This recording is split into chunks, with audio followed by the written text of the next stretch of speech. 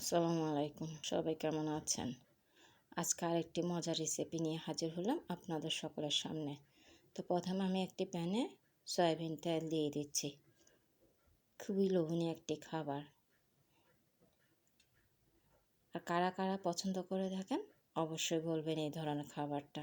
আমার তো খুব প্রিয়। তো এরই মাঝে আমি ইলিশ মাছটা ভেজে নিচ্ছি। আর ইলিশ মাছটাকে কিন্তু এইভাবে ছোট করে কেটে নিতে হবে। লেজের দুটো অংশ নিলে হয়ে যাবে। আর এগুলোকে আমি হলুদ, মরিচ, লবণ দিয়ে মেখে জাস্ট তেলে ভেজে নিচ্ছি। ও হ্যাঁ, আজকে আমার রেসিপিটির নাম হচ্ছে ইলিশ মাছ এবং আদা রসুন বাটা দিয়ে বরবটি ভাজি। খুবই লোভনীয় একটি খাবার কিন্তু এটা। দেখতে পাচ্ছেন মাছটাকে একদম এইভাবে করে কড়া করে ভেজে নিতে হবে, যেটাকে আমরা ডিপ ফ্রাই বলে থাকি। এখন এই বাকি তেলের মাঝেই কিন্তু আমি রান্নাটা সেরে ফেলবো। এরই মাঝে আমি পেঁয়াজ কুচিটা দিয়ে দিলাম।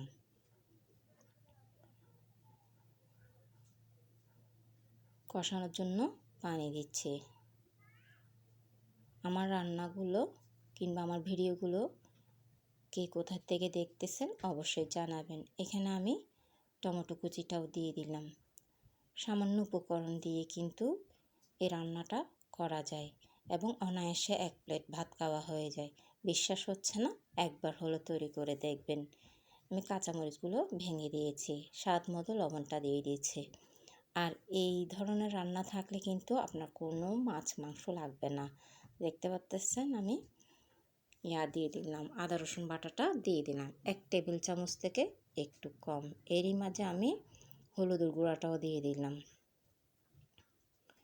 এগুলোকে ভালো করে নেড়ে চেড়ে প্রথমে কষিয়ে নেব। আর একদম সামান্য পরিমাণ মরিচের গুঁড়াটা দিয়েছি, দেখতেই পাচ্ছেন। মাছগুলো দিয়ে দিচ্ছি, ভেজে রাখা মাছগুলো।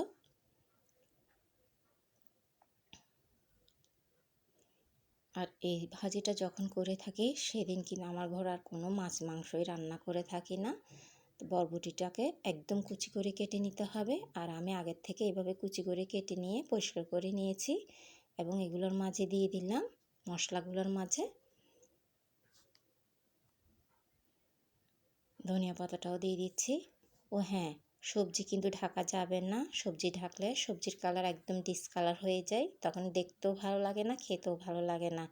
এরই মাঝে আমার ইলিশ মাছ এবং আদা রসুন বাটা দিয়ে বরবটি ভাজিটা তৈরি হয়ে গেল। তো দেখতে পাচ্ছেন মাশাআল্লাহ কতটা কালারফুল এবং কতটা স্বাদের, বলে বোঝানো যাবে না। একমাত্র খেয়ে দেখলে বোঝা যাবে এটার স্বাদ কতটুকু। তাই বলতেছি অবশ্যই একবার হলেও তৈরি করে দেখবেন। তো আজ এতটুকুই, দেখার জন্য সবাইকে ধন্যবাদ।